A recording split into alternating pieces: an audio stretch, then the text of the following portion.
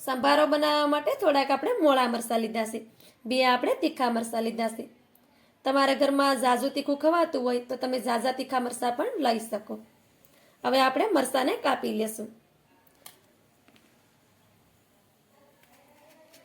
મરચાંને આપણે આ તરીકે કાપવાના છે।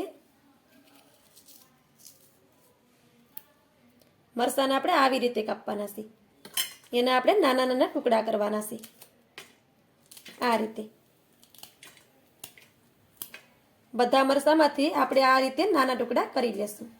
તમારે બીજા અને નસું ન નાખવી હોય તો તમે એને કાઢી પણ શકો। આ ભાવનગરી મરચાં છે તો એ મોળા હોય છે, એટલે મેં એમાંથી બીજા અને નસો નથી કાઢ્યા। આ રીતે આપણે બધા મરચાંને કાપી લીધા છે। તમારે જેટલો સંભારો બનાવવો હોય એ રીતે તમે મરચાંને લઈ શકો। હવે આપણે ગેસ તરફ જઈએ। આપણે અહીં સંભારો બનાવવા માટે કડાઈ લીધી છે, એ કડાઈને ગેસ ઉપર રાખી દીધી છે। તેમાં આપણે 2 ચમચી ભરીને તેલ નાખશું। હવે આપણે ગેસની ફ્લેમને ચાલુ કરશું ને તેલને ગરમ કરી લેશું। તો તેલને તમે જોઈ શકો છો કે તેલ આપણું ગરમ થઈ ગયું છે। હવે એમાં આપણે અડધી ચમચી ભરીને રાઈના દાણા એડ કરશું। અડધી ચમચી ભરી આપણે મેથીના દાણા નાખશું। મેથી અને રાઈને આપણે સારી રીતે તડકવા દેશું કે એનો કાચો સ્વાદ હોય એ વયો જાય। મેથી અને રાઈ તમે જોઈ શકો છો કે સારી રીતે ફૂટી ગયું છે। હવે એમાં અડધી ચમચી ભરીને જીરું નાખશું। જીરાનો પણ આ રીતે બ્રાઉન કલર આવી ગયો છે। હવે આપણે એમાં મરચાંને નાખી દઈશું। મરચાંને આપણે મિક્સ કરી દઈશું।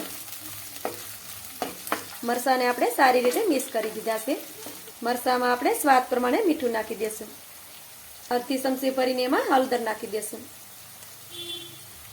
ને પાછું એને મિક્સ કરી દઈશું। મરચાંને આપણે થોડીક વાર પકાવશું કે મરચાં સારી રીતે પાકી જાય। મરચાંને પાકવામાં ટાઈમ તો નથી લાગતો, તો મરચાંને આપણે થોડીક વાર પકાવ્યા છે। તમે જોઈ શકો છો કે મરચાં બી સારી રીતે પાકી ગયા છે। હવે આપણે એમાં 2 ચમચી જેટલું પાણી નાખી દઈશું। આપણે દાળ ભાત ખાવાની ચમચી આવે છે એ 2 ચમચી ભરીને પાણી નાખવાનું છે, ઝાઝુ પાણી નથી નાખવાનું। હવે આપણે મરચાંમાં ઉકાળો આવવા દેવું। મરચાંને તમે જોઈ શકો છો કે આપણા મરચાં ઉકળવા માંડ્યા છે। હવે આપણે એમાં બેસન એડ કરશું। આપણે 3 ચમચી ભરી એની ઉપર બેસનને સાટવાનો છે, તો આ રીતે મરચાંની ઉપર સાટી દેશું। ફ્લેમને આપણે મીડિયમ જ રાખીશું। મરચાંની ઉપર આપણે 3 ચમચી ભરીને બેસનને સાટ્યો છે। હવે આપણે એનું ઢાંકણું બંધ કરી દેશું ને આપણે એને મીડિયમ ફ્લેમ પર 1 મિનિટ કે લીએ પાકવા દેશું। બેસન છે સારી રીતે પાકી જાય। હવે આપણે મરચાંને 1 મિનિટ પછી ઢક્કણ ખોલીને જોશું તો બેસન છે આ રીતે હારોથી પાકી ગયો છે, તો તેને આપણે મિક્સ કરી દેશું।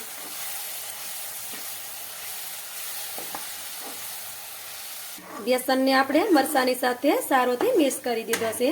તમે જોઈ શકો છો કે સંભારો આપણો પાકી ગયો છે।